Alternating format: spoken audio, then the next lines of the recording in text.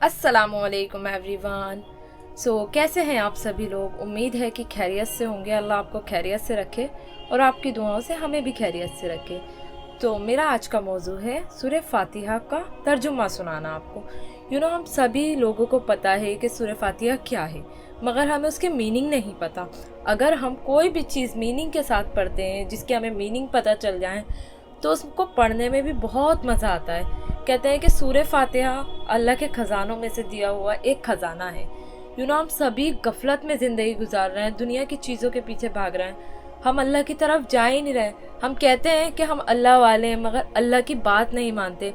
हम अल्लाह के बंदे ज़रूर हैं, मोमिन ज़रूर हैं, मगर अल्लाह की सुन नहीं रहे। कहने को हम अल्लाह वाले हैं, मगर अल्लाह की बात मान नहीं रहे। तो अल्लाह आपको भी और मुझे भी कहने सुनने से ज़्यादा अमल की तौफीक दे। और मेरी इस वीडियो के या फिर इस चैनल के ज़राए से यही कोशिश रहती है कि कोई एक शख्स तो इन बातों पर अमल करे, ताकि मुझे लगे कि हाँ, मैंने बहुत अच्छा काम किया है, मेरी ज़िंदगी में आने का, अल्लाह ने मुझे दुनिया में भेजने का मेरा मकसद पूरा करा।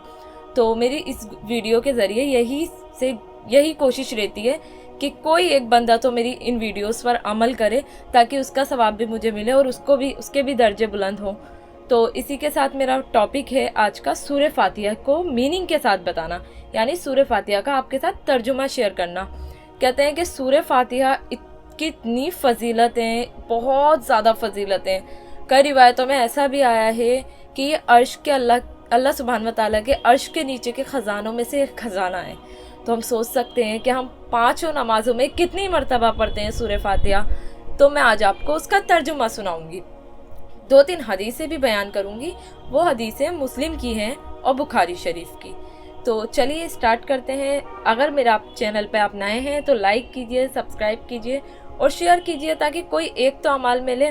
तो इसी के साथ जो भी मेरी कमी पेशी हो, अल्लाह मुझे माफ़ करे और आपको भी और हमें भी अल्लाह अमल करने की तौफीक दे। बिस्मिल्लाहिर्रहमानिर्रहीम। शुरू करती हूँ अल्लाह का नाम लेकर, जो बड़ा मेहरबान निहायत रहम वाला है। अल्हम्दुलिल्लाहि रब्बिल आलमीन, अर्रहमानिर्रहीम, मालिकी यौमिद्दीन, इय्याका नअबुदु व इय्याका नस्तईन, इहदिनस सिरातल मुस्तकीम, सिरातल लज़ीना अनअमता अलैहिम गैरिल मग़दूबि अलैहिम वलज़्ज़ालीन, आमीन। तो इसका तर्जुमा ये है कि शुरू करती हूँ अल्लाह का नाम लेकर, जो बड़ा मेहरबान निहायत रहम वाला है। पहली आयत का तर्जुमा ये है कि सारी तारीफ़ें अल्लाह ही के लिए हैं, सरसार्ज हैं, जो सारे जहानों को पालने वाला है। दूसरी आयत का तर्जुमा ये है कि जो बड़ा मेहरबान और निहायत रहम वाला है। तीसरी आयत का तर्जुमा ये है, जो रोज़ जज़ा का मालिक है, यानी क़यामत के रोज़ का मालिक है और दुनिया का भी मालिक है। और चौथी आयत का तर्जुमा ये है, हम तेरी ही इबादत करते हैं और तुझी से ही मदद की तलब करते हैं। पाँचवीं आयत का तर्जुमा ये है कि तू हमें सीधे रास्ते दिखा। छठी आयत का तर्जुमा ये है कि उनका रास्ता जिन पर तूने अमन किया। सातवीं आयत का तर्जुमा ये है कि ना उनका रास्ता जिन पर तेरा अज़ाब हुआ, और ना ही गुमराहों का रास्ता। यानी हम इस सूरत में अल्लाह की तारीफ़ कर रहे हैं और अल्लाह से तलब कर रहे हैं कि अल्लाह तू हमें सीधा रास्ता दिखा, यानी जो ईमान वालों का रास्ता है। और अल्लाह से तौबा कर रहे हैं कि अल्लाह तू उनके रास्ते से बचा जो गुमराही पर चलते हैं, जो ईमान वाले नहीं हैं, जिन पर तूने अज़ाब भेजा। हम सबको पता है, जो अल्लाह की नहीं मानता और अल्लाह के कहने पर नहीं चलता, अल्लाह की नाफरमानी करता है, तो अल्लाह उससे नाराज़ हो जाता है, अल्लाह उस पर अज़ाब भेजता है। और हम कई बार ऐसा भी सोचते हैं कि अल्लाह हमसे नाराज़ हो गया। हमें पता कैसे चलेगा कि अल्लाह हमसे नाराज़ हो गया? तो हमें पता ऐसा चलेगा, अल्लाह बहुत बड़ा है, अल्लाह बहुत रहम दिल का मालिक है। तो अल्लाह हमसे रिज़्क़ नहीं छीनेगा, ना हमसे हमारी आसाइश छीनेगा। अगर अल्लाह हमसे नाराज़ होगा तो पता है आप लोगों को अल्लाह हमसे क्या छीनेगा? अपने आगे सजदा करने की तौफीक अल्लाह हमसे छीन लेगा। ये सबसे बड़ी चीज़ है जो अल्लाह हमसे छीन लेगा, क्योंकि जब हम अल्लाह के आगे सजदा ही नहीं कर पाएंगे तो हमारी कोई भी दुआ कबूल नहीं होगी। और अल्लाह हमसे नाराज़ होगा तो हमारी दुनिया भी बेचैन رہے گی اور آخرت تو ہونی ہی ہے خراب۔ کبھی کبھار ایسا ہوتا ہے نا کہ ہم بہت کچھ حاصل کر لیتے ہیں اپنی زندگی میں، بہت بڑے ہو جاتے ہیں، بہت اچھی کلاس کر لیتے ہیں اپنی، بہت مال دولت ہمارے پاس آ جاتی ہے، مگر ہماری دل کو سکون نہیں ملتا، دل میں ایک بے چینی سی رہتی ہے۔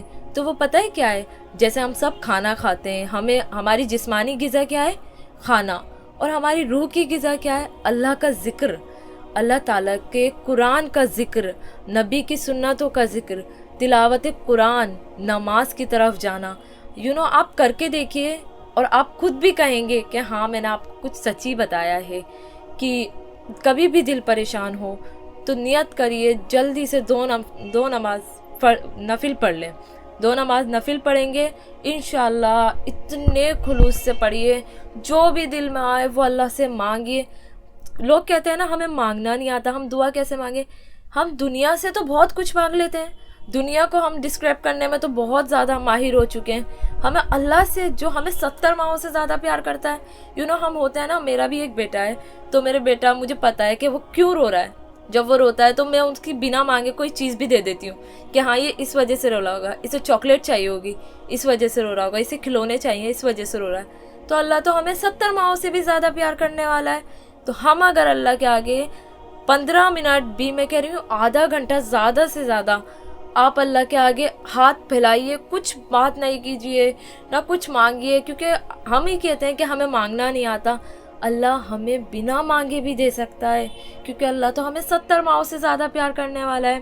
کہتے ہیں کہ سورہ فاتحہ کا ترجمے سے اگر ہمیں پتہ ہوگی تو ہمیں ہر نماز میں ہمیں پتہ چلے گا کہ ہم اللہ سے کیا بات کر رہے ہیں، اور جب ہم کسی سے بات کرتے ہیں اور اس کا ہمیں موٹیو پتہ ہوتا ہے کہ ہم کیا بات کر رہے ہیں، بات کرنے میں الگ ہی خوبصورتی نہیں آتی۔